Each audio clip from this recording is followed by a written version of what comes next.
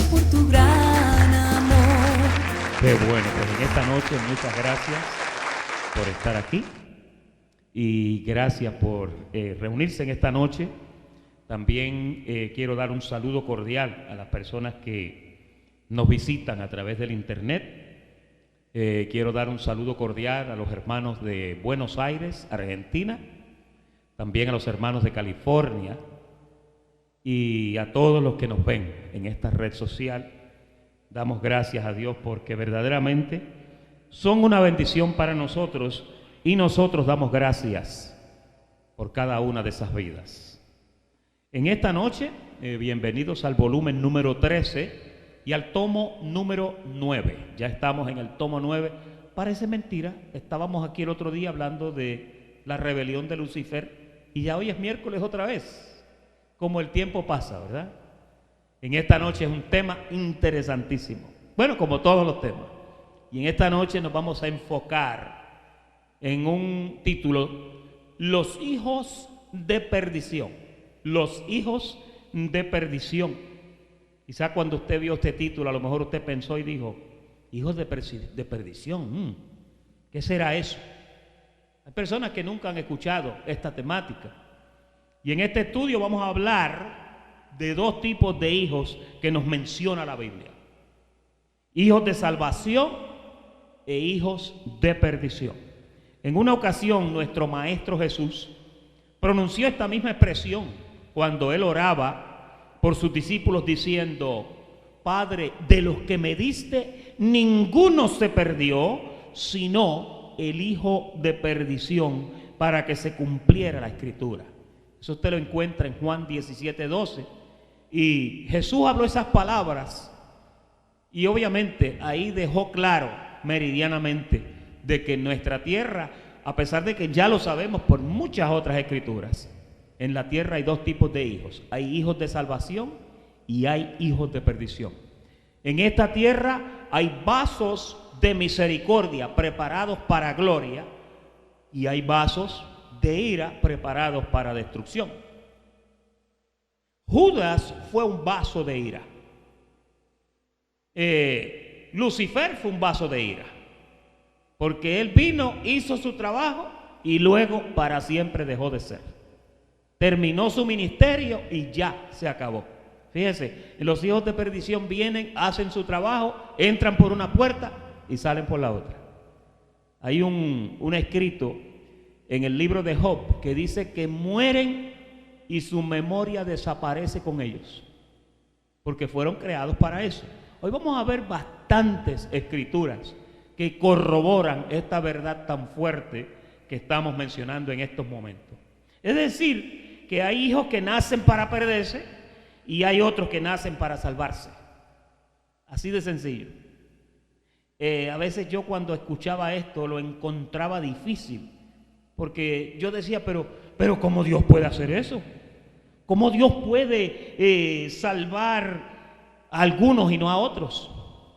Y fíjese, aquí los que han estado por nosotros por años hemos hablado de predestinación, hemos hablado de que no hay libre albedrío para escoger tu identidad. Sí hay libre albedrío para escoger entre un hamburger y un hot dog. Pero para tú escoger quién tú eres o para dónde vas o de dónde tú vienes, esa jurisdicción está totalmente cerrada y ese es un terreno donde solamente Dios opera. Hoy vamos a ver bastantes escrituras que también corroboran eso. Esto suena, ¿verdad?, como a una exclusividad donde no todos, aunque quieran, podrían participar. A eso es que suena, ¿no? Entrando de lleno al estudio de esta noche, la primera parte de este estudio, o el primer renglón, es de las características del hijo de perdición. Mire, cuando yo empecé a buscar esto, existen tantas y tantas escrituras que corroboran esto. Obviamente nosotros simplemente sacamos algunas, vamos a tocar algunas, pero hay muchísimas. Si a usted le interesa adquirir más escrituras de estas, usted me puede escribir eladio@texaltamosdios.org y yo le envío una lista que lo va a mantener bastante ocupado, mirando las razones bíblicas que hay acerca de esto. Ahora, mire el Salmo 58 y versículo 3 al 5. Dice, se apartaron los impíos, ¿desde dónde? Fíjese, se apartaron los impíos desde la matriz, se descarriaron, ¿desde dónde? Desde la matriz, hablando mentira desde que nacieron. Fíjese, ¿verdad que eso suena como a un destino arreglado? Sí, porque fíjese, hay otros que desde que nacen, por ejemplo, cuando usted lee a Jeremías 1, en el verso 5, Dios le dice a Jeremías, desde que te formaste, desde antes que te formaras en el vientre, dice, yo te conocía ya. Y yo te señalé y te di por profeta a las naciones. Y allá en su estadía de niño, Jeremías decía, pero ¿cómo yo voy a hablar si yo no sé ni hablar? Y el Señor le decía, no discutas conmigo, no me digas que no puedes hablar, porque tú irás como profeta y harás todo y dirás todo lo que yo te diga. Fíjese, el que nace con la simiente de salvación, nace y así lo tiene Dios, y el que nace con la simiente de perdición, así muere. ¿Todos tienen un panfleto? ¿Sí? Perfecto. Ahora, el verso 4 sigue hablando de estos que se apartaron desde la matriz y dice, veneno tienen como veneno de serpiente. Este renglón es el de las características del hijo de perdición. Son como el áspid. ¿Qué es un áspid? Alguien que me diga, ¿qué es un áspid? Un áspid es una serpiente, gracias. Dice, son como el áspid y después dice que ¿cómo es el áspid? El áspid es que es sordo. ¿Usted sabía que las culebras son sordas? ¿No lo sabía? El áspid es sordo, no tienen sistema auditivo. Ellos perciben calor por la lengua y por unos receptores que tienen. Cuando usted ve que la serpiente saca la lengua, ella no le está haciendo burla a usted. La serpiente saca la lengua y con la lengua ella tiene unos sensores en la lengua que detectan la presa, detectan la proximidad de la presa y detectan el peligro, cualquier cosa con la lengua y con esos receptores que ellos tienen a la parte del frente de su rostro ahí, con eso es que ellos detectan, pero no oyen, son sordos. Y la palabra de Dios dice que estos hijos de perdición que se apartaron desde la matriz, que están llenos de veneno, dice que son sordos como el áspid que cierra su oído, que no oye la voz de los que encantan. ¿Usted sabía que las serpientes pueden ser encantadas? En India se utiliza mucho ese arte de encantamiento de serpientes. No sé si usted los ha visto. Obviamente han ocurrido muchos accidentes. Cuando usted busque las estadísticas, usted va a ver que murieron muchos mordidos por la serpiente. Porque mira, hay un versículo en la palabra que dice que la serpiente, el encantador, dice que algunas de ellas no son encantadas por más hábil que sea el encantador. Pero usted ha visto cómo ellos le suenan la sinfonía esa, la flauta, y entre el ruido y el movimiento no es tanto la melodía, es la vibración y el movimiento lo que mantiene a la serpiente encantada. Fíjese, Dios los compara con un áspid sordo y dice que no oye la voz del que los encantan por más hábil que ese encantador sea. Cuando usted mira un cuadro como este, tenemos que llegar a la conclusión que un hijo de perdición, por más que quiera, no puede. Ponme ahí, y esto no está en el estudio de esta noche, los que están apuntando lo pueden apuntar en su panfleto. Juan capítulo 6, versículo 45, fue que me pasó por aquí como una flecha ahora mismo. Dale al verso 44, María, uno antes creo que uno atrás, uno más atrás. Ahí está. Ninguno puede venir a mí, dijo Jesús, si el Padre que me envió no lo trajere.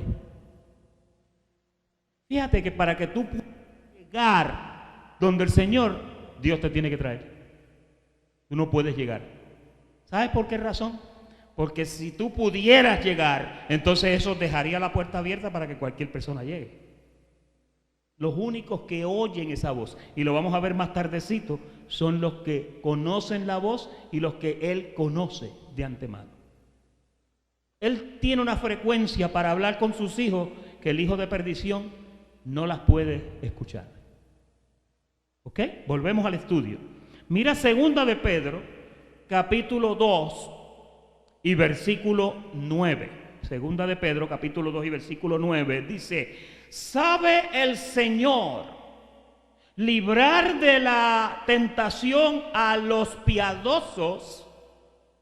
Esos son los hijos de salvación. Ahora, mira el contraste.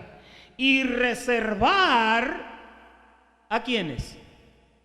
A los injustos para ser castigados en el día del juicio. Y mayormente a aquellos, ahora va a especificar un poco, que siguiendo la carne andan en concupiscencia e inmundicia y desprecian el señorío.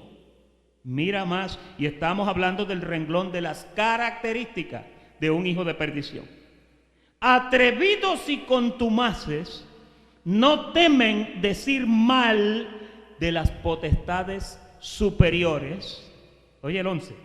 Mientras que los ángeles, que son mayores en fuerza y en potencia, no pronuncian juicio de maldición contra ellas, o sea, contra esas potestades, delante del Señor. Ahora vuelve a los hijos de perdición. Pero estos, hablando mal de cosas que no entienden, y ahora viene una expresión que te recuerda al áspid, como animales irracionales, y mira esta expresión, nacidos ¿para qué? Nacidos para presa y ¿para qué más? Fíjate que cuando una persona ha nacido para presa y para destrucción, si ese es su futuro, no puede ser un hijo de salvación. ¿Entendemos eso? Ahorita estábamos en cápsula hablando de que cuando Jesús se refirió a Judas, allá en Juan 17:12, Jesús dijo: de los que me diste, ninguno se perdió, sino ¿quién? Sino el hijo de perdición. El hijo de perdición es un hijo que nació para perderse. Y hoy vamos a hablar de él, y vamos a hablar de toda la familia de él. Ahora, dice, ¿en cuál verso estamos? En el 12. Hablando cosas mal que no entienden, como animales irracionales, nacidos para presa y destrucción. Mira qué dice: perecerán ¿en qué? Cuando tú ves versículos como eso, hablando de una persona, tú tienes que llegar a la conclusión de que eso es un hijo de perdición. Fíjate, dice, perecerán en su propia perdición. Y el último verso de ese renglón dice: recibiendo el galardón de su injusticia, ya que tienen por delicia el gozar de deleites cada día. Estas son características de un hijo de perdición. Estos son inmundicias y manchas, quienes aún mientras comen con vosotros se recrean en sus errores. Ahora, ¿qué diferencia hay entre un hijo de Dios y un hijo de perdición? Porque es que los hijos de Dios también se meten en esas cosas. Los hijos de Dios a veces parecen hijos del diablo. Los hijos de salvación a veces parecen hijos de perdición. El hijo de Dios, oye bien, tiene un receptor, diga receptor, que se llama el Espíritu Santo, que puede estar metido en cosas que no le conviene, pero llega el momento que le suena el viper por dentro. Al hijo pródigo dice la Biblia que volviendo en sí, dice Lucas, Le sonó el viper. Y cuando le sonó el viper dijo: me voy a levantar y me voy a ir a casa de mi padre y le voy a decir: Padre, he pecado contra el cielo y contra ti, y aquí estoy. Oye, el Hijo de Dios hace eso. Bueno, nuestro apóstol Pablo, cuando Pablo comenzó a ver la afluencia del desarrollo de los cristianos, ¿qué hizo Pablo? Comenzó a perseguir cristianos. Él iba y obtenía cartas legalmente en los tribunales y iba y arrestaba a los cristianos y se los llevaba y los metían presos. Él persiguió a la iglesia. Dice la Biblia que él asolaba a la iglesia. Pero llegó un momento que camino a Damasco le sonó el viper. Y cuando le sonó el viper, ya Dios le dijo: se acabó. Ya no puedes seguir dando cosas contra el aguijón. Vete allá que te van a ungir y yo te voy a decir lo que tienes que hacer. A quien tú estás persiguiendo es a mí, le dijo el Señor. Oiga, lo confrontó. Pero déjeme decirte, antes que lo confrontara, ya había matado no sé cuánto. No hay datos históricos con detalles de a cuántas personas le dio muerte y a cuántas personas arrestó. El hijo de perdición y el hijo de salvación a veces caminan en las mismas cosas. Por eso es que es importante que tú entiendas esto. Porque cuando tú entiendes esto, tú aprendes a ver la diferencia. Y es bueno que usted vea la diferencia. Dicho sea de paso, y esto lo quiero dejar meridianamente claro: ni usted ni yo sabemos quién es un hijo de perdición. Nunca lo sabremos.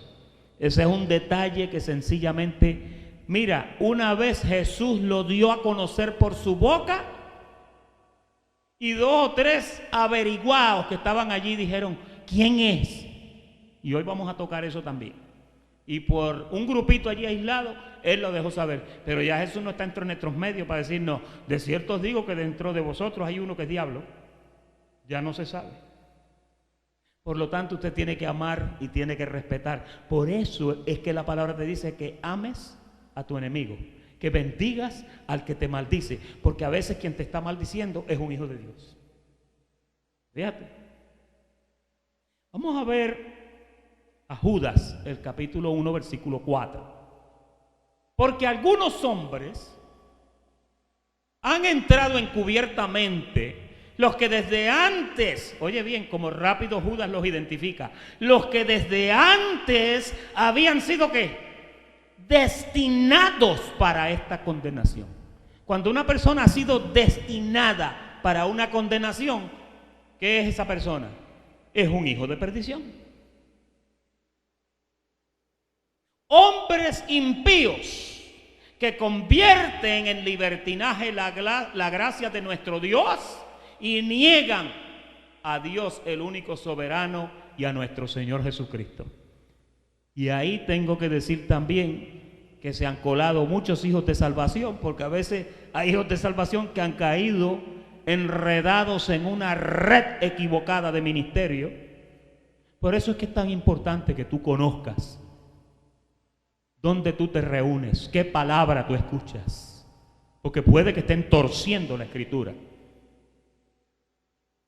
De un púlpito no puede salir una información que te da libertinaje para vivir en cosas que no te convienen.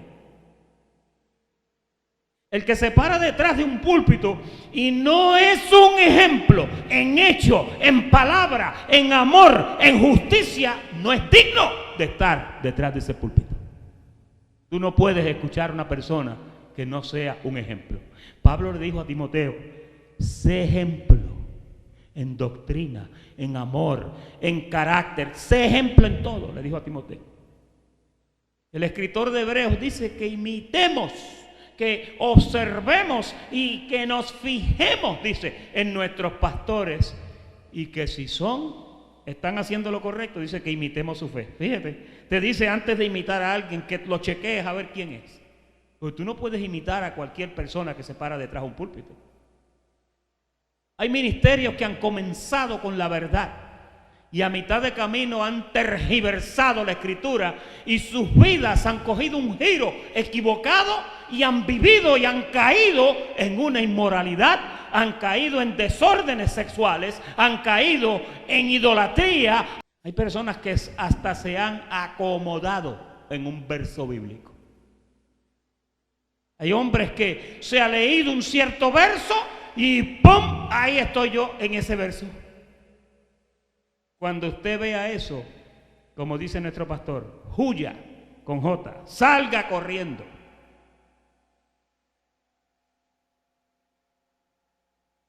El hombre de Dios que predica la palabra debe de ser un ejemplo para su comunidad, un ejemplo para todos los que lo están mirando. No tiene que ser perfecto, pero debe ser un ejemplo y debe de cuidarse. Mire, yo tengo pena por el Papa que acaba de visitar a Chile. El Papa Francisco, con su cara cayéndose de vergüenza por la ineficacia y el testimonio tan pobre de ministros que representan el ministerio de la Iglesia Católica. Y él, muerto de la vergüenza, pidiendo perdón por hombres perversos que se paran detrás de un púlpito con una sotana y niegan el nombre de Jesucristo. Mire, no se equivoque, nuestros hermanos católicos también aman al Señor, ¿oyó?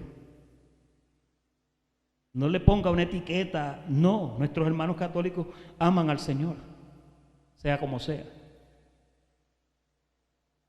Cuando un hombre no da buen testimonio, y he sentido estacionarme aquí,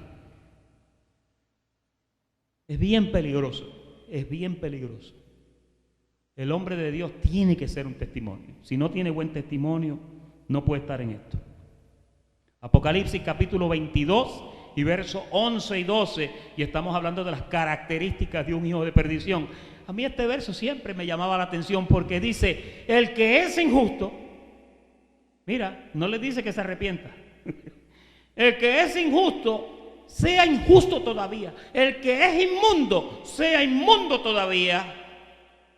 ¿Por qué? Porque mira, un cerdo, tú lo bañas y lo vistes y le pintas las pezuñas y suéltalo un ratito para que tú veas que vuelve otra vez y cae al fango. El que es justo, en cambio, dice, practique la justicia todavía. El que es santo, santifíquese todavía. He aquí yo vengo pronto y mi galardón conmigo para recompensar a cada uno según su obra. Fíjate, eso está en línea con lo que dice el apóstol Pablo en 1 Corintios 3, que Dios va a dar galardones y que dependiendo cómo tú sobreedifiques, así es la recompensa que vas a recibir. Y desgraciadamente de muchos dice que van a sufrir pérdida, si bien ellos mismos van a ser salvos así como por fuego. Y de eso las iglesias están llenas, hermanos. La gente no tiene en su agenda la primordialidad del reino de Dios. Jesús lo dejó claro. Busca primero el reino de Dios y su justicia y luego las demás cosas vendrán por añadidura. Pero primero es el reino. Y ahí se pierden muchas recompensas con eso. Ahora vamos a entrar al renglón número 2. Y este habla del hijo de perdición, hablando las cosas del mundo. Usted sabe que Jesús una vez dijo, por sus frutos los conoceréis. Cuando habló del buen árbol, dijo, el buen árbol da buen fruto. El mal árbol no puede dar buen fruto. Decía, una fuente no puede dar agua dulce y agua amarga, ¿verdad? Y lo que él estaba haciendo con eso era que estaba haciendo esa división de los hijos de ira y de los hijos de misericordia. Mira cómo dice Primera de Juan, capítulo 4 y versículo 4. Hijitos, vosotros sois de Dios y los habéis vencido, porque mayor es el que está en vosotros que el que está en el mundo. Ahora, mira aquí lo que habla. Por eso hablan del mundo y el mundo los oye. ¿De quién está hablando ahí? Está hablando de los hijos de perdición. Ahora, mira el otro verso. En esto conocemos el espíritu de verdad y el espíritu de error. Cuando tú miras esa división tan clara que hay ahí, cuando una persona tiene al Señor en su corazón, no pasa una hora que no te hable algo del Señor.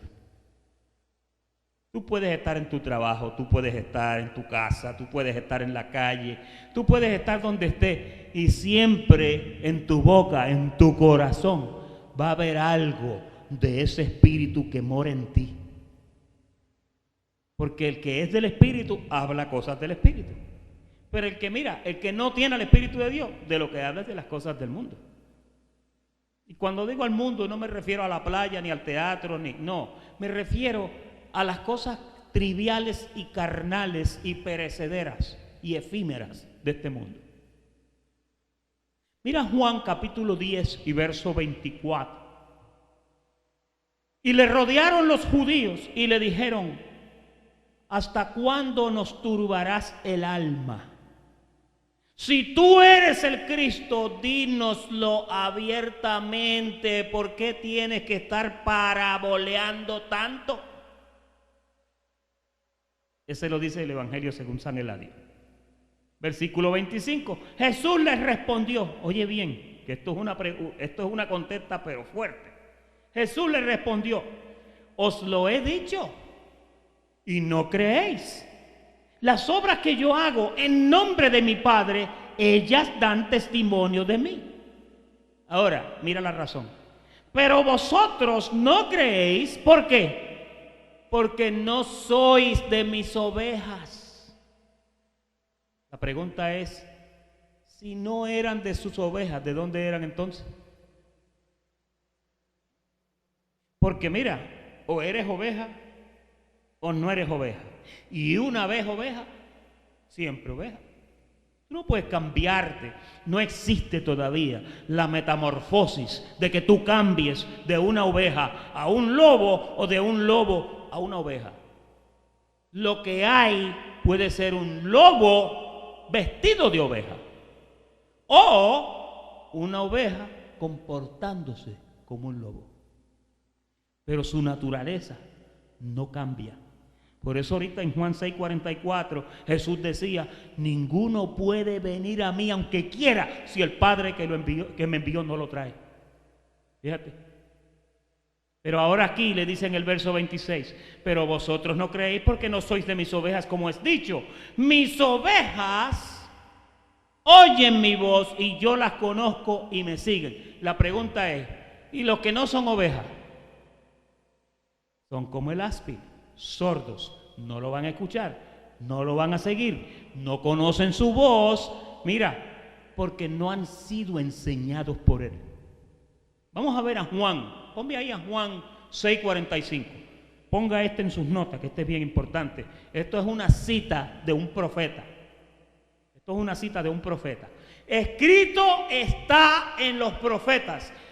Te voy a explicar por qué es que cuando él habla y él llama, tú escuchas. Mira por qué.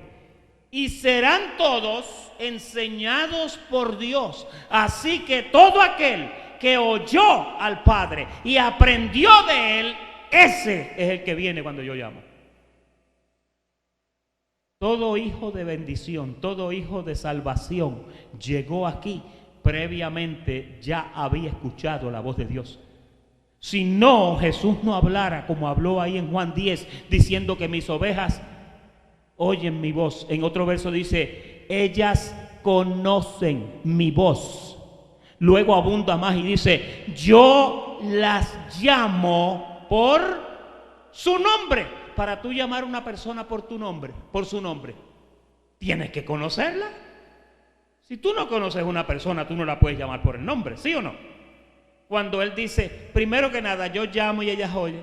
Yo las llamo por su nombre y ellas me responden. ¿Por qué? Porque tuvieron una experiencia previa conmigo. Y como leímos ahí ahorita, todos fueron enseñados por Dios. Por eso cuando tú oyes esa voz, de momento como que el viper suena dentro de ti y te dice: esa es la voz de Dios. Esa es la voz de tu Creador.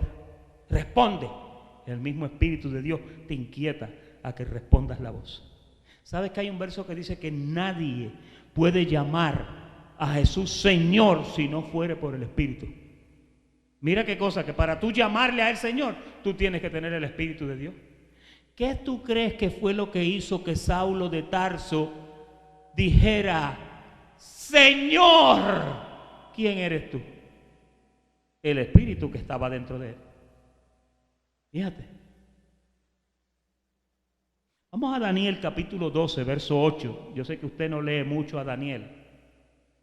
Y aquí lo vamos a estar tocando bastante en próximos estudios. Dice, y yo oí, dice Daniel, mas no entendí. Y dije, Señor mío, ¿cuál será el fin de estas cosas? Y él respondió, anda Daniel, pues estas palabras están cerradas y selladas. ¿Hasta cuándo? Hasta el tiempo del fin, como diciéndole, mira, esto que yo te voy a decir simplemente escríbelo y guárdalo, séllalas, guárdalo, porque esto tú no lo vas a ver cumplido en tu tiempo. Verso 10. Muchos serán limpios y emblanquecidos y purificados. Esos son los hijos de Dios, cuando Dios los llama, cuando Dios los va preparando. Pero mira lo que dice del otro grupo. Otros, los impíos, procederán impíamente y ninguno de los impíos entenderá, pero los entendidos comprenderán o entenderán. Los únicos que pueden entender son los hijos de Dios. El hijo de perdición jamás va a entender lo que tú le dices.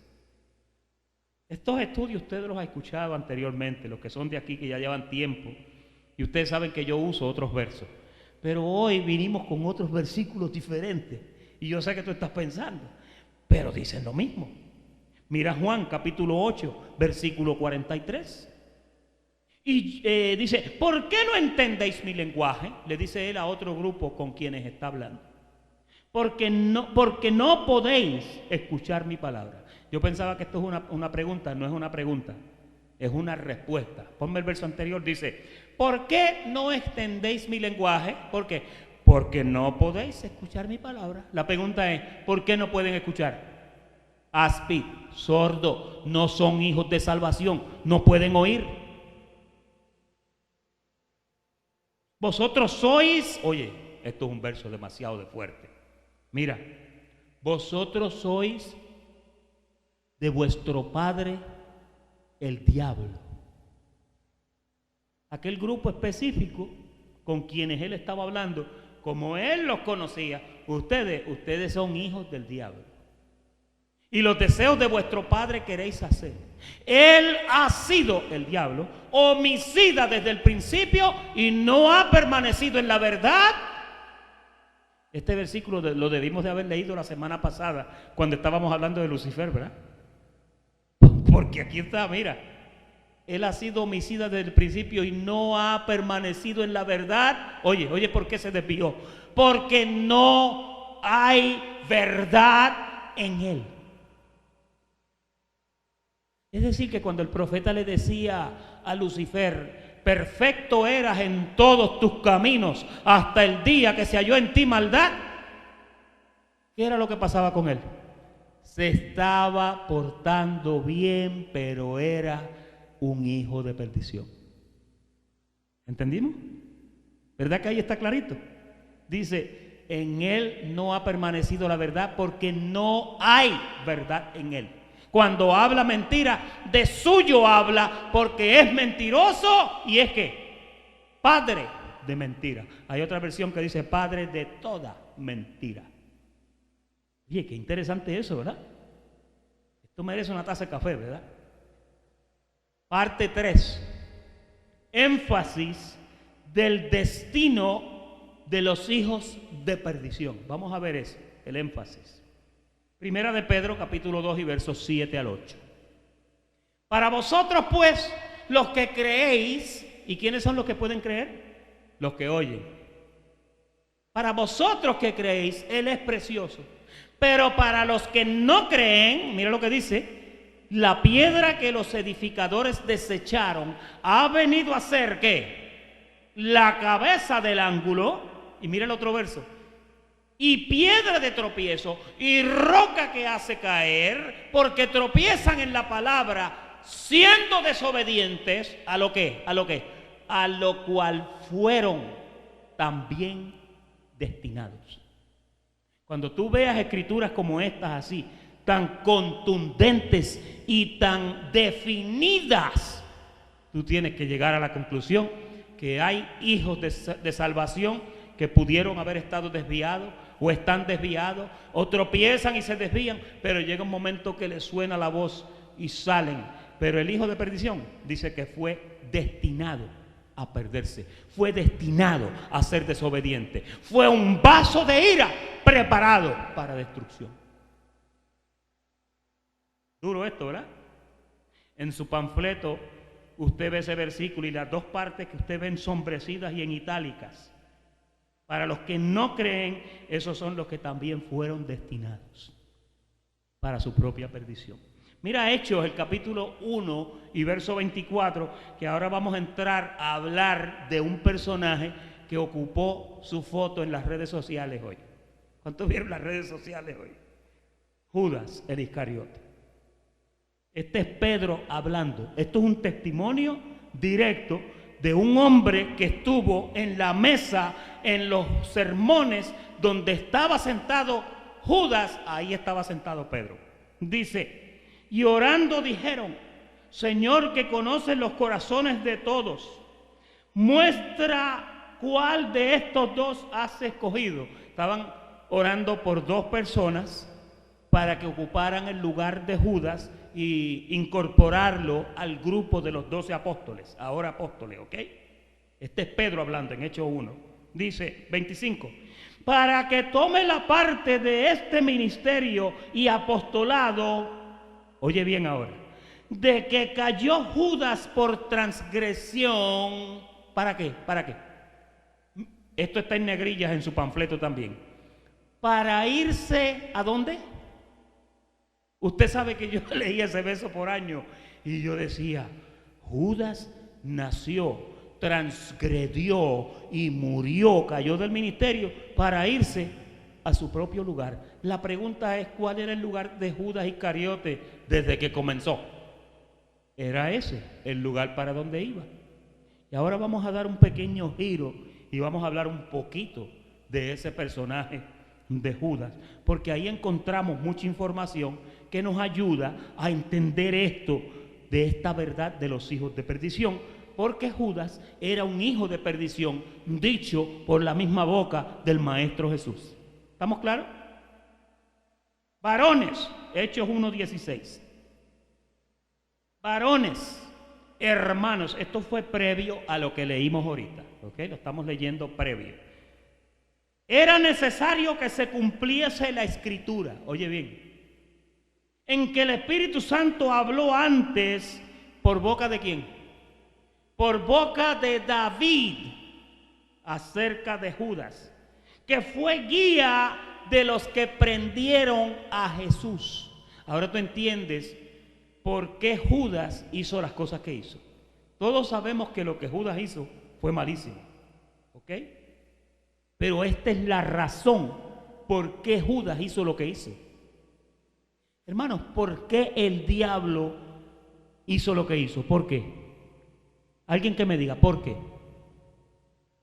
Estaba destinado, ¿por qué más? Era un hijo de perdición, ¿qué más? Él se cumplió la escritura, ahí está. Tenía que hacer lo que estaba escrito en el libreto. Es como cuando usted está en una película y le dan el libreto y le dicen, ok, mira, tú eres Juancho. Busca todo lo que dice Juancho ahí y eso es lo que tú vas a hablar. Estos fueron personajes. Dice, habló por boca de David, de Judas. La pregunta es, ¿dónde escribió David? ¿Dónde? Los Salmos, ¿verdad? Por boca de David, acerca de Judas, que fue guía de los que prendieron a Jesús. Mira lo que dice Pedro. Y era contado con nosotros y tenía parte en este ministerio. A mí me gusta este testimonio porque este testimonio está hablando de un testigo ocular que lo vio, que lo escuchó, que supo de todas las cosas que él estaba haciendo. Y este es el narrativo de ese hombre que lo estuvo observando. Este pues, con el salario de su iniquidad adquirió un campo. Tú sabes que la Biblia nunca dice que Judas compró un campo.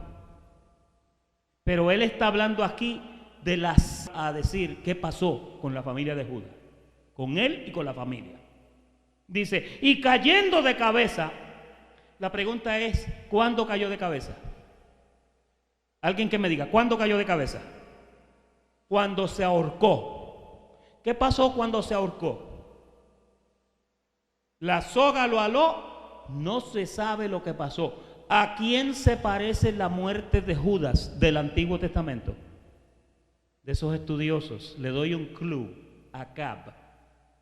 ¿A quién se parece? No era Acab, pero la persona estaba relacionada con Acab. Jezabel. ¿Se acuerdan de Jezabel? Que unos perros la defecaron, se la comieron en pedazos, la rompieron en pedazos. ¿Ok?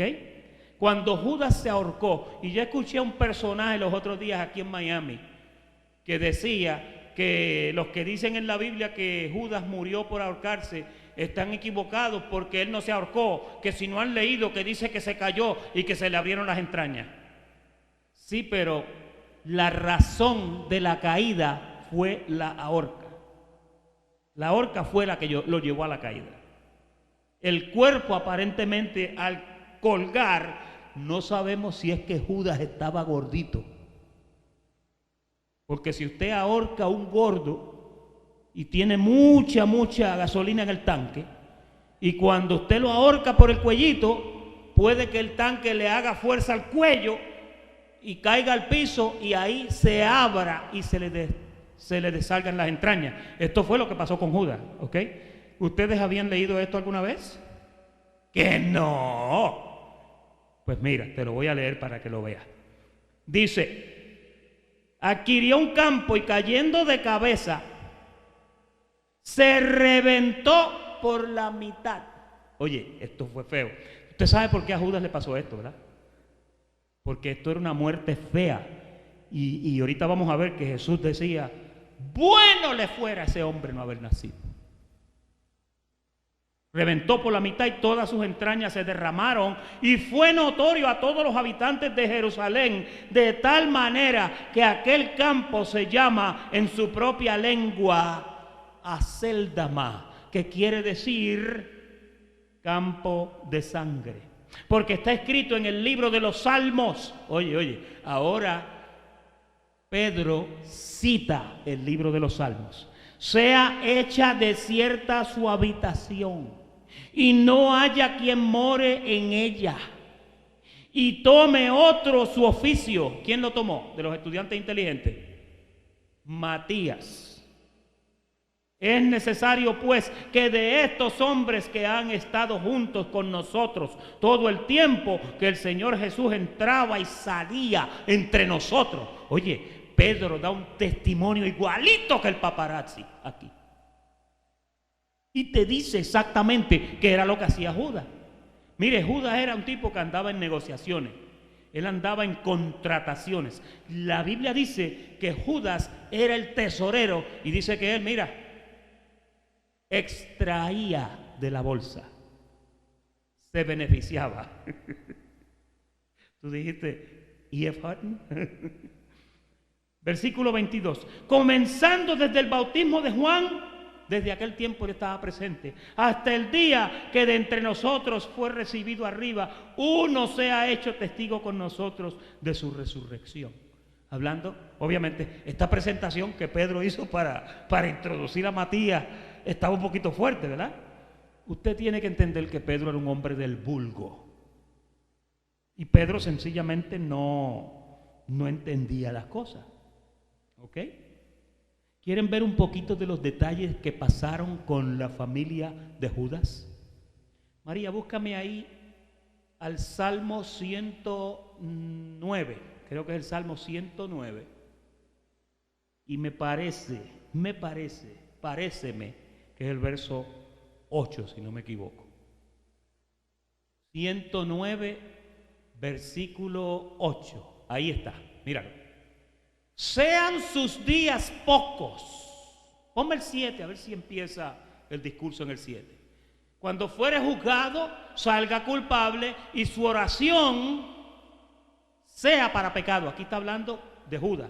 Judas se arrepintió, dice la Biblia, y tiró las monedas. Después que vio, cuando él había hecho el negocio, pero cuando vio que lo arrestaron, y cuando vio que lo llevaron ante el Sanedrín, y cuando vio que lo condenaron a muerte, ahí Judas como que dijo, oye, pues esto no era para tanto, yo no pensé que era tan serio.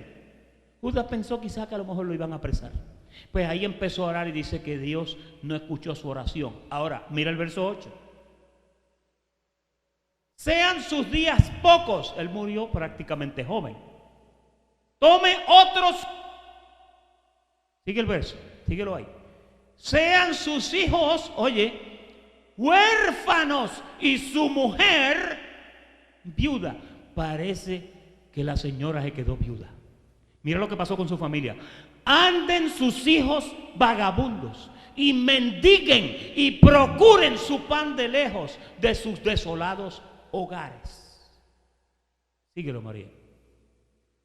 Que el acreedor, oye bien, que parece que rentas internas se le metió en las propiedades, quizá las propiedades con lo que se había robado de la bolsa.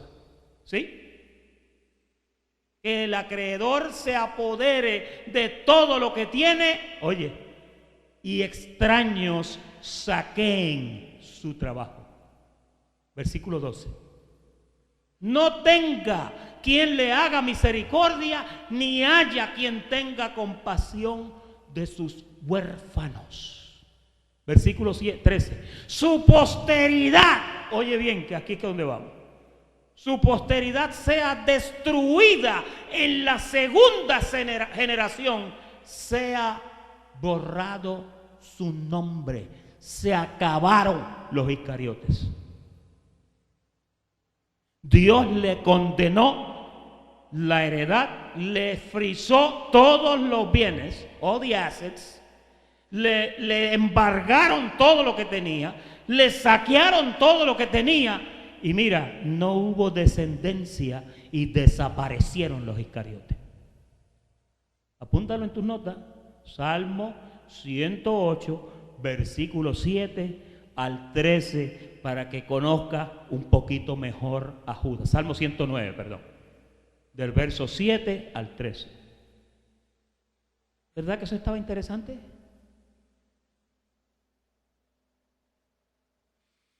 ¡Wow! Jesús hablando en estas palabras, allá en Marcos 14, 21, Jesús dice, a la verdad, el Hijo del Hombre va, según está escrito de él, mas ay de aquel hombre por quien el Hijo del Hombre es entregado. Bueno le fuera a ese hombre, ¿no qué? No haber nacido. Mira Juan 6:70. Jesús le respondió, ¿no os he escogido yo a vosotros los 12? Y uno de vosotros es que, o sea, esto no lo estamos inventando, esto no lo estamos infiriendo, esto no lo estamos imaginando, esto lo estamos declarando por boca del mismo Jesús, el autor y consumador de la salvación. Uno de vosotros es diablo. Mira el verso 21, por si hay dudas. Hablaba de Judas Iscariote, hijo de Simón, porque este era el que le iba a entregar y era uno de los 12. Interesante, ¿verdad? Ahí lo ven negociando para las 30 monedas. 30 piezas de plata, hermano. Me acuerdo de Rafi, el cantante, que decía, por 30 piezas de plata, Judas entregó al maestro y se oyeron sus lamentos. Creo que era colgado por el pecho o algo así. Por 30 piezas se fue a la cruz. Hay por ahí una foto del besito de Judas. ¿Han oído la expresión el beso de Judas? Ustedes saben que toda esta contratación de Judas fue un asunto donde él codificó esa contratación Él nunca dijo, mire, es aquel. Él no gritó, no. Él simplemente entró como Juan por su casa. Hola Jesús, salve maestro. Pero ya le había dicho a ellos, al que yo le dé un beso, ese es. Parece que a los otros simplemente los saludó, what's up, what's up. Pero cuando llegó donde Jesús le dio un beso. Y allí mismo Jesús lo agarró, yo me imagino que lo agarró por la batola.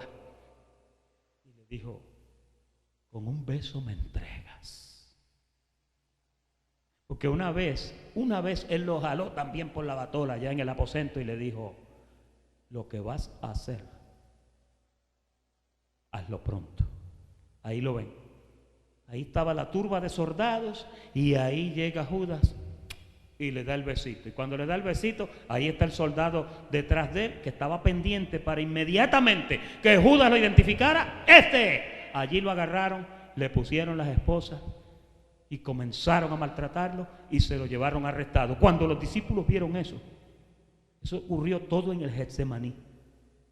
Cuando yo visité Israel, en Jerusalén, yo estuve en ese sitio donde pasó esto. Hay unos árboles que yo no sé cuántos cientos de años tienen esos árboles. Yo creo que yo les compartí una foto del jardín del Getsemaní. Y por ahí, unos árboles que ya están tan viejos y tan encorvados. Pero si esos árboles pudieran hablar. Porque miren, en nuestra tierra hay testigos. El sol es un testigo de todas las injusticias que se han cometido. Si el sol pudiera hablar. Si las paredes pudieran hablar, ¿verdad? Pastor, eso no me conviene. Juan capítulo 13. Estamos terminando ya. Habiendo dicho esto, Jesús se conmovió en espíritu y declaró y dijo, de cierto os digo que uno de vosotros me va a entregar. Entonces los discípulos se miraban unos a otros, dudando de quién hablaba. ¿Cómo? Oye, Chu, ¿de qué tú estás hablando? Y uno de los discípulos, el cual Jesús amaba, estaba recostado al lado de Jesús, de los estudiantes. ¿Quién era ese? Juan, el discípulo amado, el más joven de los 12. El que escribió el libro de Apocalipsis y las 3 cartas. El discípulo más ligero de todos los discípulos. Pastor, ¿por qué era más ligero? Pedro tenía primera y segunda, Corintios tenía primera y segunda, pero Juan tenía primera, segunda y tercera. Hay que hay 3 epístolas de Juan. Eso era un chiste. A pues hizo señas Simón Pedro. Hey, Juan, tú que estás cerca de él, pregúntale quién es. ¿Ustedes pueden imaginarse el diálogo? ¿Cuántos han visto la pintura de la Última Cena? ¿Saben que la pintura de la Última Cena hay una en específico que me gusta mucho porque están todos secreteándose? ¿Usted la ha visto esa? A mí me gusta esa porque esa era cuando estaba pasando esto. Estaban todos, ¿quién será? Oye, ¿quién es? ¿Será Juan? ¿Será Zebedeo? ¿Será este? ¿Será el otro? ¿Será Andrés? ¿Será Jacobo? ¿Será Bartolomé? ¿Será Felipe? ¿Has visto esos bochinches cuando corren a veces en las redes sociales y a veces por la cerca y entre los teléfonos? Oye, ¿te enteraste? Tremendo chisme que te tengo. Oh, no lo vas a creer. Estás sentada, siéntate. A hizo señas Pedro para que preguntase quién era aquel de quien hablaba. Y él entonces, recostado cerca del pecho de Jesús, ese es Juan, les dijo, Señor, ¿quién es? Y Jesús le respondió y le dijo, al que yo diera el pan mojado. Oye, lo mismito que le hizo Judas en el Getsemaní, al que yo besare. Y él dice, al que yo moje el pan, al que yo le dé el pan mojado. ¿Sabes que el pan, los judíos echan, se llama pan jalá? No sé si ustedes lo han comido, es riquísimo. Es un pan así grandote. Usted lo puede comprar en cualquier colegio judío por ahí o tienda de kosher. Se llama pan jalá. Y usted coge, viene en una bolsa, es así de grande, riquísimo. A mi esposa le encanta. Yo le tengo que quitar la bolsa. Y entonces ese pan, cuando están en la mesa, lo cortan en pedazos y te lo tiran. Y entonces hay unos platitos, y en los platitos hay aceite de oliva con sal. Entonces tú coges el pedacito de pan y lo mojas en el sal y te lo comes. Y es rico. Obviamente te tapa las arterias.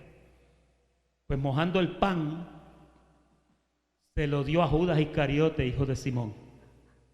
Oye, he sold them out.